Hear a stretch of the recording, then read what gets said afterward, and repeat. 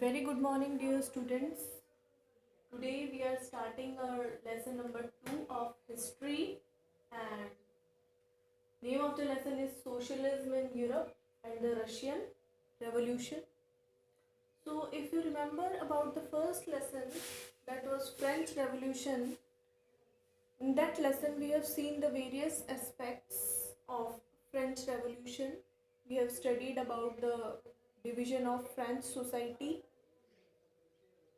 that was the three estates, okay, the clergy, the nobility, and the common people. Then we have seen the role of philosophers. After that, some other topics were the participation of women in French Revolution. We have seen the destruction of Bastille Fort and Tuileries Fort. Other than these things, we have also at the end part we have also studied about the triangular slave trade and the role of Napoleon. The very important aspects other than these things we have seen about the Maximilian Robespierre. Okay, what were the harsh policies and the various other political clubs also we have studied. So what I want to say that after understanding the French Revolution, we came to know about what was the reasons for revolution, okay, and what was the system of their administration and all these aspects we have seen in French Revolution, how the monarchical kingdom turned into constitutional uh, constitutional democracy, or how it turned from complete monarchical to constitutional monarchy, okay, and then it turned to absolute, the different at some period, a small period of time, Maximilian Robespierre ruled. Then after directory rule came, then again after what, after some period again the monarchy or the dictatorship was established there by the Napoleon. These things we have seen. Now in this chapter we will study about the socialism, okay, and the Russian revolution. उसमें हमने पढ़ा France में revolution क्यों हुआ, क्या reasons थे, कैसी life लोग जीते थे, क्या विमेंस का रोल होता था, विमेंस की क्या लाइफ होती थी, क्या उनके कंडीशंस होते थे, ठीक है, all such things we have seen. इस लेसन में सबसे पहले हम सोशलिज्म के बारे में पढ़ेंगे, that affected the Europe, and the second thing was what was the reasons for Russian revolution. Russia में रिवोल्यूशन क्यों हुआ, क्या उसकी क्या वहाँ पे दिक्कतें थी, परेशानियाँ थी. सो अब जब हमने वहाँ शुरुआत में पढ़ा था कि कैसे फ्रांस की सोसाइटी डिवाइडेड थी थ्री एस्टेट्स में, वैसे ही हम इसमें देखेंगे कि पूरे यूरोप में, ठीक है, ये जो मेनली सोसाइटी जो थी वहाँ पर वो किस तरीके से डिवाइडेड थी, दिस वी विल सी. तो यूरोप में मेनली किस तरीके से लोग डिवाइडेड थे, this we will C.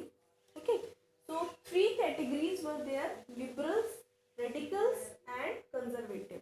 Mainly general sense में हम बात करें तो पूरा का पूरा जो एरिया था that was divided into main three categories, and this topic means we are studying about liberals, radicals and conservatives.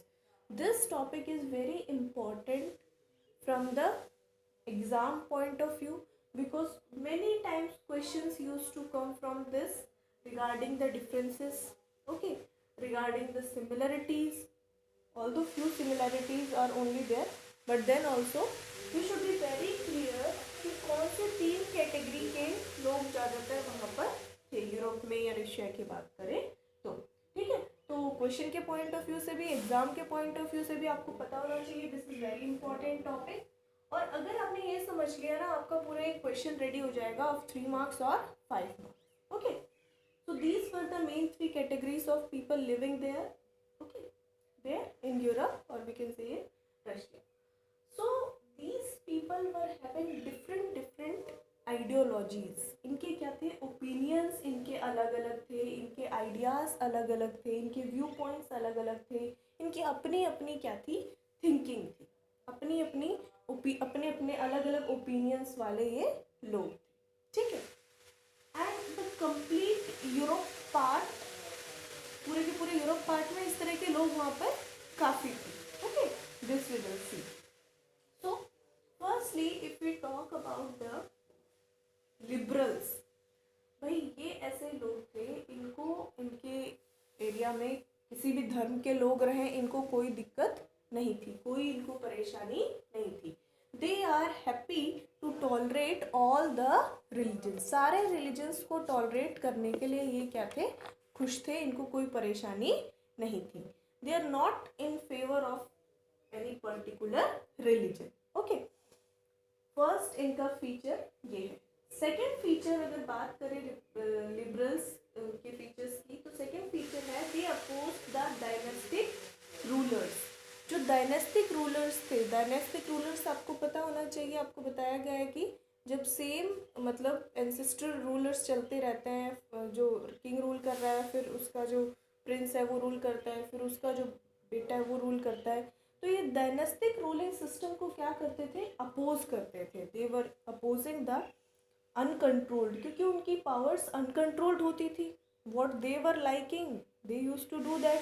Okay, and these people also wanted to safeguard the rights of individual against the government. ये लोग ये चाहते थे कि भाई जो individuals के right हैं, ठीक है, लोगों के जो अधिकार हैं वो होने चाहिए गवर्नमेंट के लिए, ताकि गवर्नमेंट उनका मिसयूज ना कर सके. ठीक है, अपने विशेस गवर्नमेंट उन पर इम्पोज ना कर सके ताकि. And these people also want that representative should be there and elected parliamentary system should also be there. भाई रिप्रेजेंटेटिव होना चाहिए, ठीक है, और एक particular parliamentary form of government होना चाहिए, और वहाँ पर वेल ट्रेंड जुडिशरी भी होना चाहिए, ताकि क्या हो सके, लोगों को जस्ट एंड फेयर ट्रीटमेंट मिल सके. These were the view points of liberals, और we can say features of liberals. Okay, और वी कैन से आइडियोलॉजी और थिंकिंग और opinions of liberals. Other than these, एक जो इनमें खास बात थी वो ये थी कि ये सारी बातें तो अच्छी है, ठीक है, कोई दिक्कत नहीं है. ये लोग क्या थे, they were not in favour of what, universal adult suffrage. Universal adult suffrage क्या होता है, मतलब सभी को एक पर्टिकुलर एज के बाद में क्या होने चाहिए, वोटिंग राइट्स होने चाहिए. ठीक है, तो ये राइट टू वोट सबको मिले, इस चीज़ के फेवर में नहीं थे. मतलब कि these people were not in favour that women should get voting rights. ये बस ये मानते थे कि जो प्रॉपर्टीड मैन है उनको ही बस क्या मिले, वोटिंग राइट्स. ये नहीं चाहते थे विमेन्स को वोटिंग राइट्स मिले. तो these were the 5 to 6 features we have studied about the liberals. Like the same, now we will study the various features of radicals. Radicals के क्या स्पेशल फीचर्स थे. When you will write about this topic, make 5 to 6 points and then write about liberals. Okay. So when we are talking about the radicals, इनको ये लगता था कि जो nation है, जो कंट्री है, उस पर किसका रूल होना चाहिए, वो उस पॉपुलेशन का जो मेजॉरिटी में है कंट्री. ठीक है, रेडिकल्स ये चाहते थे कि भाई कंट्री पर उन लोगों का डोमिनेशन होना चाहिए, उन लोगों की गवर्नमेंट होनी चाहिए जिस धर्म के लोग ज़्यादा हैं कंट्री में, या जिनकी मेजॉरिटी है कंट्री में, उनका रूल, उनकी गवर्नमेंट स्टैब्लिश होनी चाहिए. ठीक है, next feature is that these radicals supported women's suffrage movement. बहुत सारे जो रेडिकल्स थे उन्होंने किसको सपोर्ट किया, विमेन्स के सफरेज मूवमेंट को सपोर्ट किया. It means these people were in favour of the voting rights of women. ये लोग वोटिंग राइट्स जो विमेन को मिलनी चाहिए इस चीज़ के फेवर में थे, और बहुत लोगों ने विमेन्स ने जब मूवमेंट किया, इस चीज़ के लिए आंदोलन किया, तो उसमें साथ भी दिया. Next thing is that if you talk about third feature, radical opposed the privileges. Privileges means benefits. Okay, उन्होंने अपोज किया बहुत सारे जो प्रिविलेजेस, फायदे दिए जाते थे, बेनिफिट्स दिए जाते थे. किनको, ग्रेट लैंड ऑनर्स को और वेल्दी फैक्ट्री ऑनर्स. ठीक है, अगर रूरल एरियाज की बात करें तो जो बेनिफिट्स मिलते थे बड़े बड़े लैंड ओनर्स को, उनके ये अगेंस्ट थे. बेनिफिट्स जो उनको दिए जा रहे थे ग्रेट लैंड ओनर्स को, उसके अगेंस्ट थे. और सिटीज़ की बात करें तो वेल्दी फैक्ट्री ओनर्स बेनिफिट्स के अगेंस्ट थे कौन? रेडिकल्स। ठीक है, अब ये क्या चाहते थे अगर अगेंस्ट थे? These people wanted that existence of private property should be there, लोगों के नाम पे प्रॉपर्टी होनी चाहिए, ये तो ये चाहते थे, इसके अगेंस्ट नहीं थे। लेकिन साथ में ये भी चाहते थे कि जो कंसंट्रेशन है वेल्थ का, ठीक है ना, जो पैसा है लोगों के पास, वो सिर्फ कुछ ही हाथों में ना रहे। कहने का मतलब ये किसके फेवर में थे? इक्वल डिस्ट्रीब्यूशन ऑफ वेल्थ के फेवर में थे। ये नहीं चाहते थे कि एक सेक्शन ऑफ सोसाइटी के पास बहुत ज़्यादा पैसा रहे, वहीं दूसरे सेक्शन के पास इतना भी पैसा नहीं है कि वो अपनी बेसिक नीड्स फुलफिल कर सके, अपना खाना या इस चीज़ के लिए भी उनको दिक्कतें फेस करनी पड़े, शेल्टर वगैरह के लिए। ठीक है, तो the same thing is written here, radicals were not against of the existence of private property, ये बिल्कुल फेवर में थे कि प्रॉपर्टी लोगों के नाम पे हो, कोई दिक्कत नहीं है, लेकिन कंसंट्रेशन ऑफ वेल्थ जो है that should not be in only few hands, सभी के पास वेल्थ पहुंचे। ठीक है, this topic and socialist is the same thing, distribution of wealth, और we can say wealth should not be controlled by a single individual. Okay, this is only socialist, this topic we will see in detail. ठीक है, काफ़ी ज़्यादा इसके बारे में आगे बताया हुआ है, but here we are focusing only on liberals and radicals. ठीक है, आगे हम देखेंगे ये सारी चीज़ें। तो these were the features of radicals. Now if we talk about the features of conservatives, conservatives were the people, ये लोग ऐसे थे कि इन्हें कोई चेंज सोसाइटी में चाहिए ही नहीं था।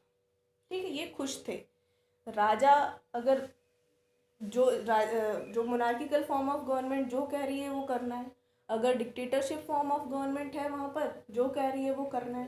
ठीक है, इनको कुछ नया चाहिए ही नहीं सोसाइटी में, इनको ये कह रहे हैं कि जैसे हमें रखा जाएगा, जिस तरह से हम पे रूल किया जाएगा हम रह लेंगे। ठीक है, अच्छा तो अच्छा, बुरा तो बुरा, ये कोई चेंज सोसाइटी में चाहते ही नहीं थे। These liberals and radicals were in favor of changes. One thing you have to see that, but conservatives were not in favor of the changes. Conservative जो थे वो किसी तरह का कोई changes सोसाइटी में नहीं चाहते थे। ठीक है, बल्कि ये ऐसे लोग थे जो पुरानी चीज़ों से, जो अपने पास्ट से, जो इनके मतलब एंसेस्टर्स के टाइम से जो रूल्स रेगुलेशन सोसाइटी में चल रहे थे, जिस तरह का जीवन वो लोग जीते थे, उनसे बहुत ज़्यादा अटैच्ड थे। तो शुरुआत में तो ये सोसाइटी में किसी तरह का चेंज करने से, ठीक है, इन्होंने रेजिस्ट कर दिया कि भाई जैसा चल रहा है वो बेस्ट है, आप अपना नया ज्ञान मत आप लेकर आइए यहाँ पर। ठीक है, ऐसी आइडियोलॉजी के लोग थे। तो इनिशियली इन्होंने बहुत ज़्यादा अपोज किया किसको? चेंजेस को, जो कि बेटरमेंट के लिए लाए जाने वाले थे। लेकिन 19th सेंचुरी तक आते आते इन्होंने ये समझ लिया था कि देखो सोसाइटी में चेंजेस धीरे धीरे आएंगे और उनको रोका नहीं जा सकता है। ठीक है, अगर सिंपल सी बात करें, आज से 50 साल पहले जो सोसाइटी थी that was a different society. ठीक है, उससे पहले 50 साल की बात करें तो that was much different society from the time we are having now. ठीक है, आज के टाइम से बहुत पहले अलग तरह का लोग जीवन जीते थे, अलग तरह की उनकी फैसिलिटीज़ थी, उनकी बेसिक नीड्स थी, बहुत कुछ चेंज हो गया। ठीक है, तो 19th सेंचुरी आते आते इनको समझ में आ गया कि चेंजेस आर इनएविटेबल, मतलब अगर करेंगे ही करेंगे। तो ये मानने के लिए तैयार हो गए थे, ठीक है, आप अगर कुछ सोसाइटी में बेटरमेंट के लिए चेंजेस लाने वाले हैं तो ठीक है, लेकिन जो चेंजेस होंगे सोसाइटी में वो क्या होंगे? वो पास्ट को ध्यान में रखते हुए होंगे, मतलब पास्ट की चीज़ों को कंसिडर करते हुए होंगे, रेस्पेक्ट करते हुए होंगे, और जो चेंजेस लाएंगे सोसाइटी में वो एक स्लो स्पीड से लेकर आएंगे, बहुत ही तेज स्पीड से वो चेंजेस लेकर नहीं आएंगे। Such kind of ideology these conservatives people were having. इस लाइन का मतलब है कि भाई तुम एकदम ही नया स्ट्रक्चर लाकर रख दो सोसाइटी में, नए रूल्स लाकर रख दो सोसाइटी में, तो ऐसा बिल्कुल भी नहीं होगा। आपको क्या करना पड़ेगा? थोड़े थोड़े कुछ चेंजेस करने होंगे सोसाइटी में, जिसका बेस जो होगा पास्ट की सोसाइटी होगी, पास्ट के रूल्स एंड रेगुलेशंस होंगे। बिल्कुल ये ड्रास्टिक चेंज अकर नहीं करना है। और उसकी जो स्पीड होगी, चेंजेस जो लेकर आओगी, ठीक है, तुम कह रहे हो कि बेटर होगी सोसाइटी, हमें राइट्स मिलेंगे और सारी चीज़ें होंगी, लेकिन उनकी जो स्पीड होगी चेंजेस की वो बहुत ही स्लो होगी, ठीक है। तो these were the three main people who are having different ideologies, ठीक है। You have to prepare question according to the points about each, like in liberals you will write 6 points, like in radicals you will write 4 to 5 points, and about conservatives you will write. Again I am saying question can be asked in the form of differences. You can be asked, write the difference between liberals and radicals, or how the ideology of radicals was different from the liberals. Okay, what was the view of conservatives regarding changes? These questions can be asked. Okay, or collectively it can also be asked, right? Features of liberals, radicals and conservatives. To prepare this topic well, as initially I told you, this topic is very important. Make proper notes in history. Okay, thank you.